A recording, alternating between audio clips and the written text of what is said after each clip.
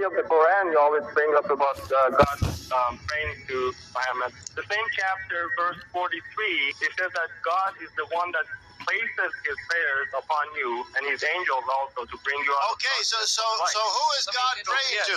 So I'm glad, Manu. Okay, Manu, thank you for admitting it means prayer. You've only created a greater problem for yourself. You're saying he doesn't just pray for Muhammad, he also prays for believers. You're still left with the problem, who does your God pray to when he prays for believers and Muhammad? Answer that, please. Your problem is the fact that you're translating that as praying to. It's not praying to.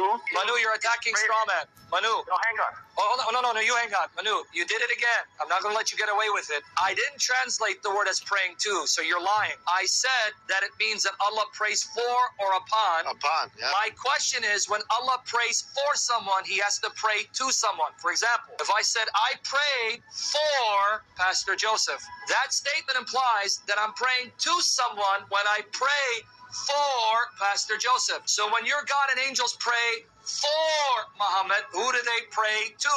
Don't dare twist our words. Answer the question. The way to translate that is, and if you give me 10 seconds, I can say Please, go ahead, answer. God places his prayers upon, meaning he knows fully what condition he has placed his prophets. It says Allah and the angels together perform this act. That means, according to your perverted reading of the Arabic Quran, you're saying that Allah and the angels place their prayers upon Muhammad. That's so nonsensical that you yourself won't buy it. How do angels place their prayers on anyone?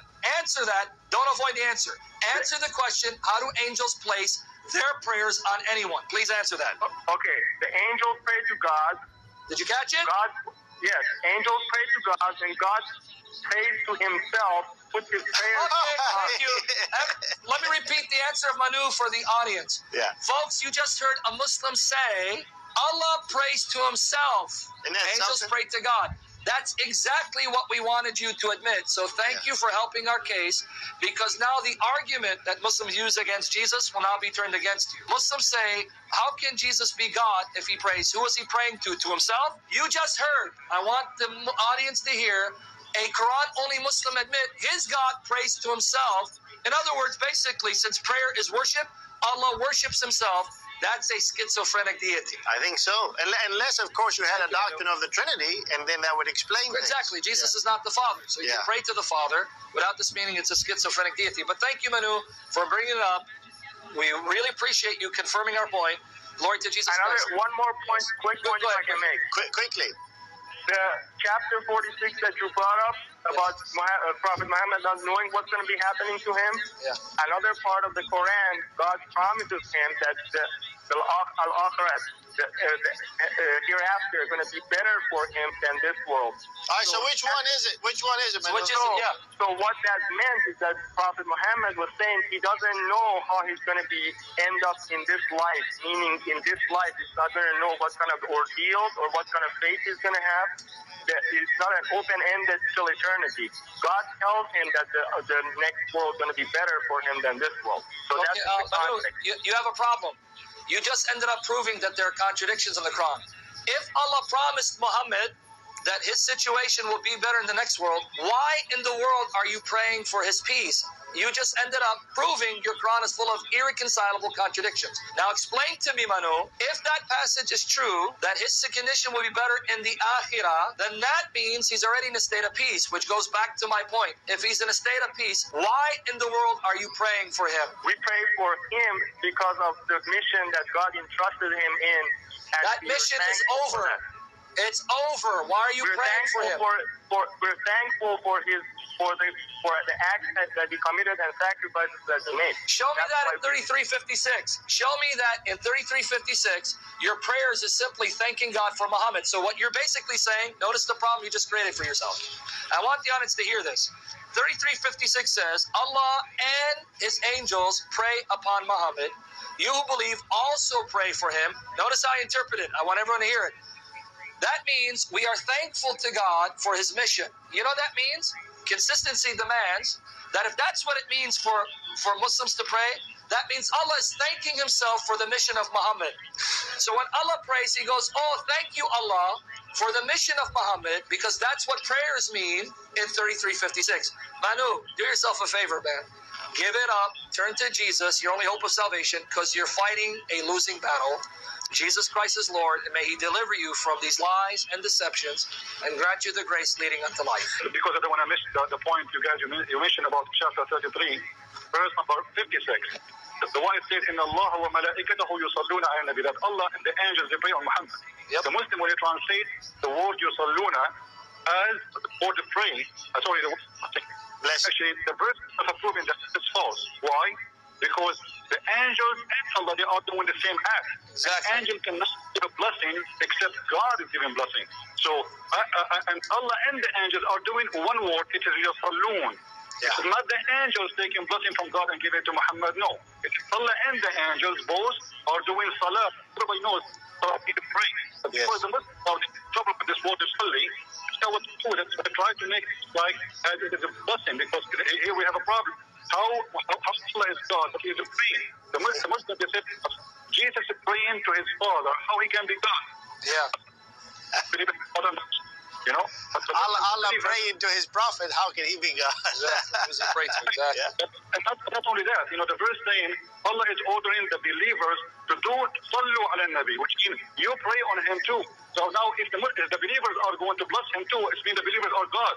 Because the only one can give a blessing, it is like when I say to you, bless you, I mean, may God bless you. I can bless anyone. We human, we cannot give a blessing to anybody.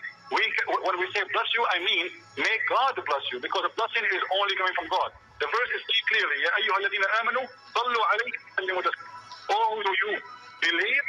Sallu alayhi, pray on Him and sallu taslima. Why? Because Muhammad needs a lot of prayer, he needs a lot of rest, and make the head.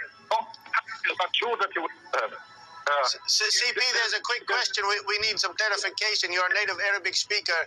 When the Muslim says Sallallahu Alaihi Wasallam, the tense or the grammar, how is the correct? Is that a command to Allah, or is that just a declarative statement that Allah prays on the Prophet? No, he is praying and he is commanding the Muslims to pray.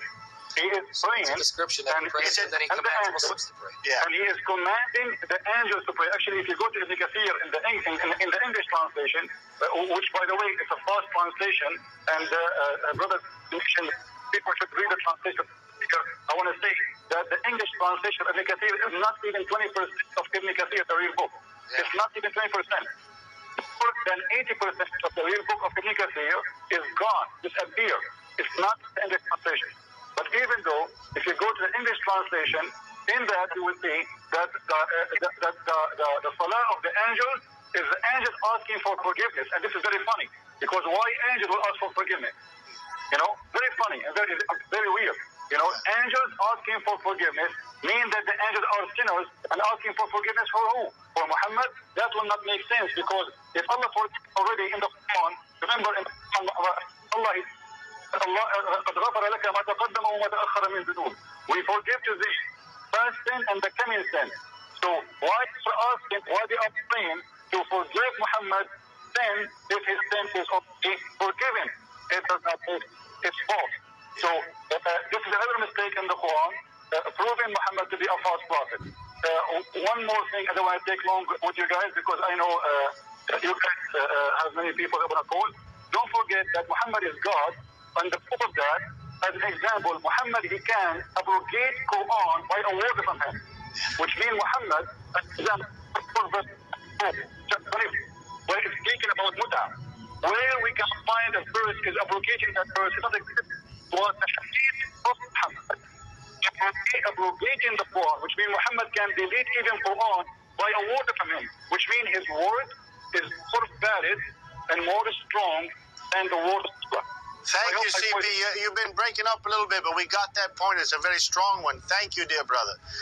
Did you hear that last one? In and out, I was hearing the idea that Muhammad's hadith talking about muta. Yeah, there's no verse in the Quran that abrogates muta. So where did the abrogation come from? From the hadith of Muhammad. So that Muhammad's statements can abrogate the very speech that originates from Allah Himself. Yeah.